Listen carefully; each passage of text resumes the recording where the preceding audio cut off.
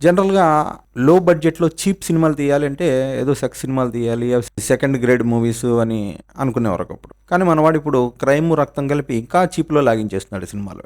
మరి ఇవి A grade సినిమాలు అనుకోవాలో మనకు తెలీదు గానీ.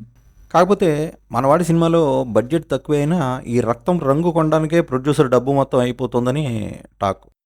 అందరూ ఒకే మెథడ్లో మర్డర్స్ చేస్తున్నారంటే ఏదో మోటివ్ ఉంది. చేయి ముందు పెట్టు.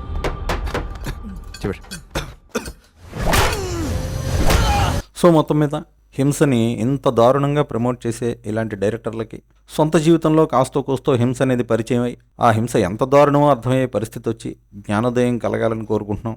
డైరెక్టర్లకే కాదు, ఈ సినిమాలు తీసే ప్రొడ్యూసర్లకి, దీన్ని ఒప్పుకునే సెన్సార్ సభ్యులకి, ఈ సినిమాలో సిగ్గుపడకుండా యాక్ట్ చేసే హీరోలకి, ఇంత హింసని తెర మీద చూపిస్తున్నా ఈజీగా యాక్సెప్ట్ చేసేసి ఒప్పేసుకుని చప్పట్లు కొట్టే దిక్కుమాలిన ప్రేక్షకులకి ఇలాంటి జ్ఞానోదయం కలగాలని ఆ షిరిడీ సాయినాథ్ని కోరుకుంటున్నాం. ఇలాంటి సినిమాల్ని రివ్యూ చేయాల్సి వస్తున్నందుకు సిగ్గుపడుతూ మీ తెలుగువాడు. అదే అనుకుని మోసపోయారు ఇన్నేళ్ళు జనం.